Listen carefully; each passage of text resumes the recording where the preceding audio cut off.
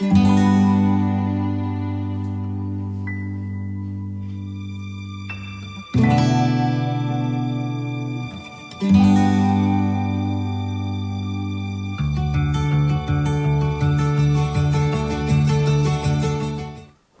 Domingo de Ramos, comenzamos la Semana Santa, la semana grande de nuestra fe y de nuestra esperanza.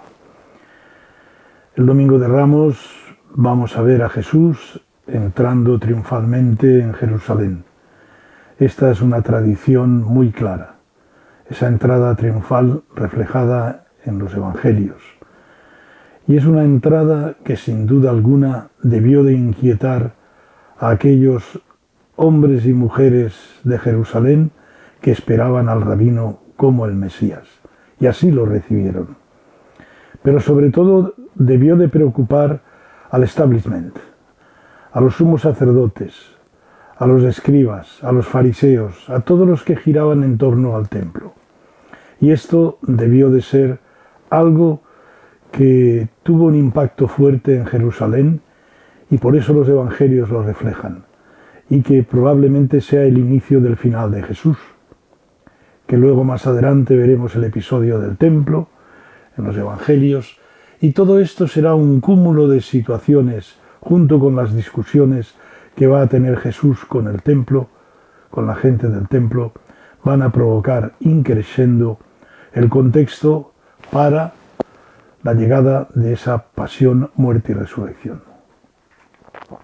Dado que nosotros solo comentamos los domingos, comentamos este Domingo de Ramos y el Domingo de Pascua, voy a decir dos palabras sobre el Jueves Santo y el Viernes Santo, que son, junto con el día de Pascua, el famoso Triduo Pascual.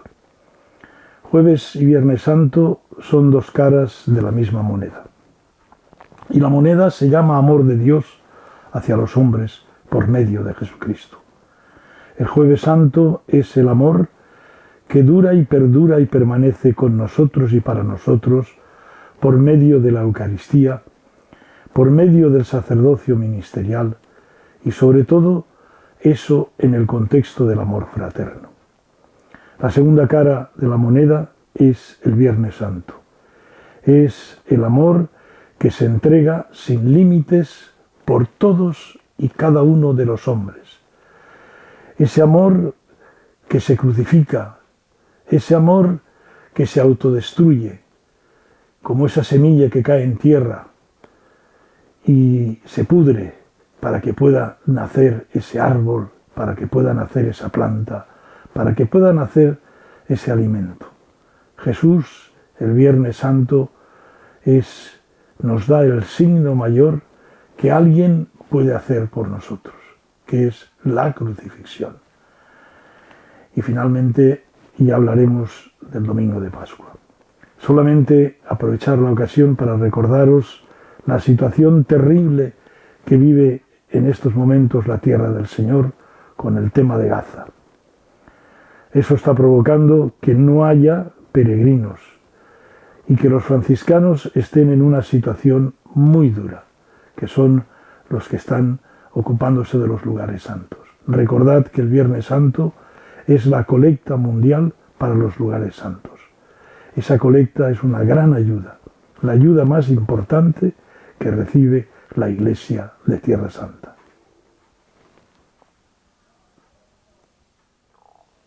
Domingo de Ramos, ciclo B, 24 de marzo de 2024. Lectura del profeta Isaías.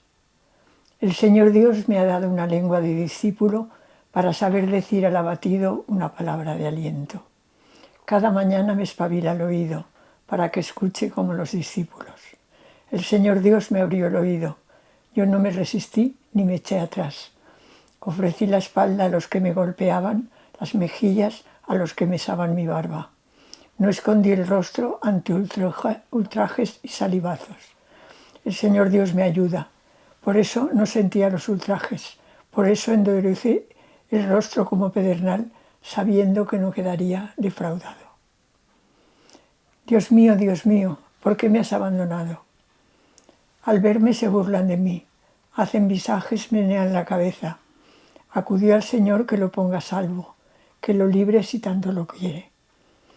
Me acorrala una jauría de mastines, me cerca una banda de malhechores, me taladran las manos y los pies, puedo contar mis huesos. Se reparten mi ropa, echan a suerte mi túnica, pero tú, Señor, no te quedes lejos, fuerza mía, ven corriendo a ayudarme. Contaré tu fama a mis hermanos, en medio de la asamblea te alabaré. Los que teméis al Señor, alabadlo, linaje de Jacob, glorificadlo, temedlo, linaje de Israel. Dios mío, ¿por qué me has abandonado? Lectura de la carta del apóstol San Pablo a los Filipenses. Cristo Jesús, siendo de condición divina, no retuvo ávidamente el ser igual a Dios. Al contrario, se despojó de sí mismo, tomando la condición de esclavo, hecho semejante a los hombres. Y así, reconocido como hombre por su presencia, se humilló a sí mismo, hecho obediente hasta la muerte y una muerte de cruz. Por eso Dios lo exaltó sobre todo y le concedió el nombre sobre todo nombre, de modo que al nombre de Jesús toda rodilla se doble, en el cielo, en la tierra, en el abismo, y toda lengua proclame: Jesucristo es Señor, para gloria de Dios Padre. Pasión de nuestro Señor Jesucristo según San Marcos. Apenas se hizo de día, los sumos sacerdotes con los ancianos, los escribas y el Sanedrín en pleno hicieron una reunión, llevaron atado a Jesús y lo entregaron a Pilato. Pilato le preguntó: ¿Eres tú el rey de los judíos? Él respondió: Tú lo dices. Y los sumos sacerdotes lo acusaban de muchas cosas. Pilato le preguntó de nuevo: ¿No contestas nada? Mira de cuántas cosas te acusan. Jesús no contestó más, de modo que Pilato estaba extrañado. Por la fiesta solía soltarles un preso, el que le pidieran. Estaba en la cárcel un tal Barrabás, con los rebeldes que habían cometido un homicidio en la revuelta. La muchedumbre que se había reunido comenzó a pedirle lo que era costumbre. Pilato les preguntó: ¿Queréis que os suelte el rey de los judíos? Pues sabía que los sumos sacerdotes se lo habían entregado por envidia. Pero los sumos sacerdotes soliviantaron a la gente para que pidieran la libertad de Barrabás. Pilato tomó de nuevo la palabra y les preguntó: ¿Qué hago con el que llamáis rey de los judíos? Ellos gritaron de nuevo: ¡Crucifícalo! Pilato le dijo: Pues qué mal ha hecho. Ellos gritaron más fuerte: ¡Crucifícalo! Y Pilato, queriendo complacer a la gente, les soltó a Barrabás, y a Jesús, después de azotarlo, lo entregó para que lo crucificaran. Los soldados se lo llevaron al interior del palacio, al pretorio, y convocaron a toda la compañía. Lo visten de púrpura, le ponen una corona de espinas que habían trenzado y comenzaron a hacerle el saludo: ¡Salve, rey de los judíos! Le golpearon la cabeza con una caña, le escupieron y doblando las rodillas se postraban ante él. Terminada la burla, le quitaron la púrpura y le pusieron su ropa y lo sacan para crucificarlo. Pasaba uno que volvía del campo, Simón de Cirene, el padre de Alejandro y de Rufo, y le obligan a llevar la cruz. Y conducen a Jesús al Gólgota, que quiere decir lugar de la calavera. Y le ofrecían vino con mirra, pero él no lo aceptó. Lo crucifican y se reparten sus ropas, echándolas a suerte para ver lo que se llevaba cada uno. Era la hora tercia cuando lo crucificaron. En el letrero de la acusación estaba escrito: el rey de los judíos. Crucificaron con él a 2 bandidos, uno a su derecha y otro a su izquierda. Los que pasaban lo injuriaban, meneando la cabeza y diciendo: Tú que destruyes el templo y lo reconstruyes en 3 días, sálvate a ti mismo bajando de la cruz. De igual modo, también los sumos sacerdotes comentaban entre ellos burlándose: ¿A otros ha salvado y a sí mismo no se puede salvar? Que el Mesías, el Rey de Israel, baje ahora de la cruz, para que lo veamos y creamos. También los otros crucificados lo insultaban. Al llegar la hora sexta, toda la región quedó en tinieblas hasta la hora 9. y a la hora nona Jesús clamó con voz patente. Eloí, Eloí, lema sabactani. ¿Qué significa? Dios mío, ¿por qué me has abandonado? Algunos de los presentes al oírlo decían, mira, llama a Elías. Y uno echó a correr y empapando una esponja en vinagre, la sujetó a una caña y le daba de beber diciendo, dejad a ver si viene Elías a bajarlo. Y Jesús, dando un fuerte grito, expiró. El velo del templo se rasgó en dos de arriba abajo. El centurión, que estaba enfrente, al ver cómo había expirado, dijo, verdaderamente este hombre era hijo de Dios.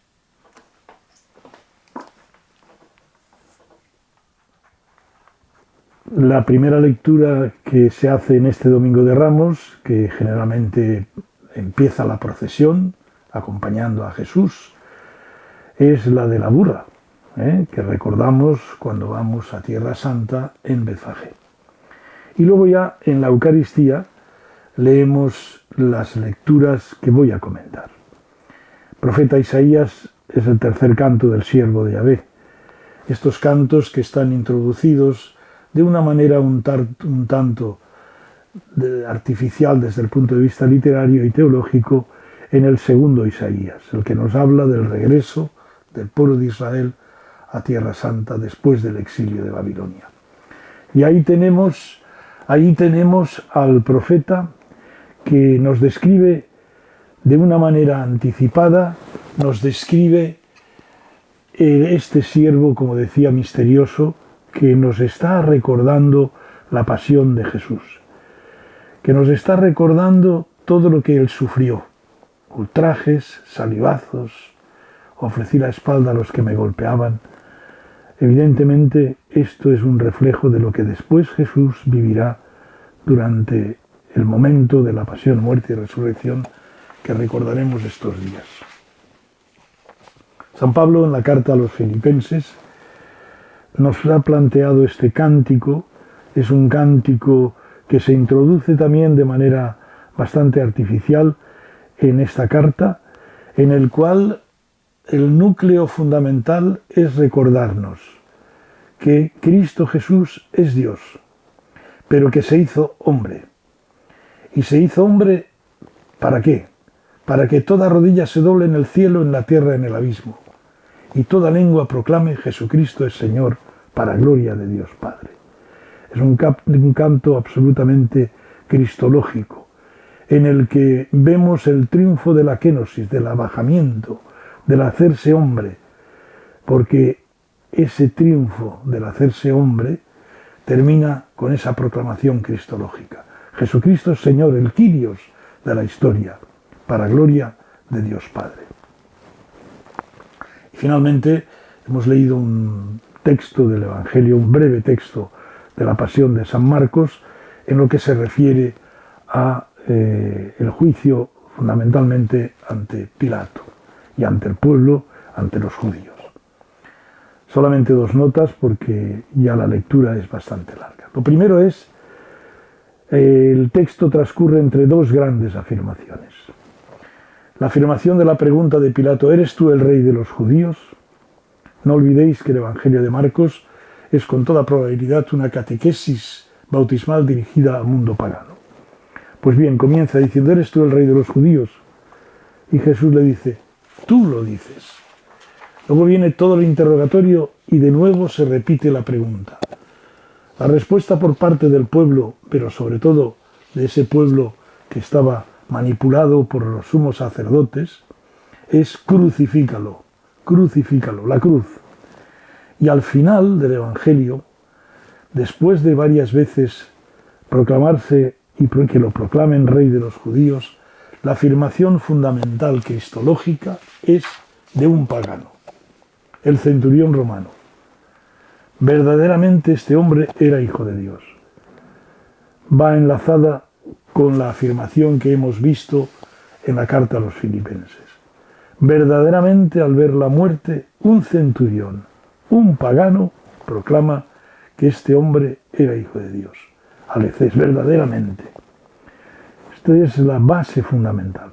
Esto es la columna de nuestra fe. la proclamación de que Jesús era, es y será el Hijo de Dios. Y esta afirmación nos la tenemos que creer y hacer nuestra en estos días, para que realmente sea una vivencia de la esperanza fecunda, porque vamos a vivir acontecimientos en Jerusalén terribles, de humillación, como nos dice la carta a los filipenses, como nos ha recordado Isaías y como veremos en el Evangelio en el momento de la pasión. Vamos a hacer un pequeño comentario de los textos que hemos leído, de los importantes textos que hemos leído. El texto de Isaías es el tercer canto del siervo, habla al corazón y con ternura enseña la reacción ante la agresión, le espabila el oído. Gracias al coraje y a la ayuda divina soportará las persecuciones. El Salmo 21, 22 expresa el lamento del inocente, se asocia al siervo doliente, figura de Jesucristo. En la epístola de los Filipenses encontramos la perla que relata la kenosis de Cristo, que siendo de condición divina no la retuvo, sino que se vació, se rebajó, haciéndose obediente hasta la muerte y muerte de cruz. Por eso Dios lo exaltó sobre todo nombre, y toda lengua confiesa que Jesús es el Señor. La versión breve de la Pasión según San Marcos entra de lleno en el prendimiento de Jesús, que es llevado ante Pilato, que le pregunta: ¿eres tú el rey de los judíos? Jesús no contesta, y ahí se trama la tragedia para el hombre, la pasión de Cristo. Esa luz de la pasión se proclama hoy en 1000 rincones del mundo. Jesús ilumina con ella nuestra vida y nuestro camino, si dejamos que se refleje el suyo. Así podremos contemplar la entraña misericordia de Dios por cada uno y por la humanidad entera. Nos acercamos a ella como la pasión de un Dios que se apasiona, que padece y se deja hacer de todo por quienes ama. Allí nos va a revelar el poder que tiene despojarse de todo para amarnos en fidelidad. Habiendo amado a los suyos, los amó hasta el extremo. Es necesario que entremos en la misericordia de Dios para verla desde los ojos del Padre y con su corazón apasionado contemplar cómo Jesús padece y se deja hacer. Si no, no seremos capaces de percibir hasta dónde llega Dios. Que acortemos tu pasión hoy, Señor, que este año seamos capaces de quitar sufrimiento a golpe de servicio y amor.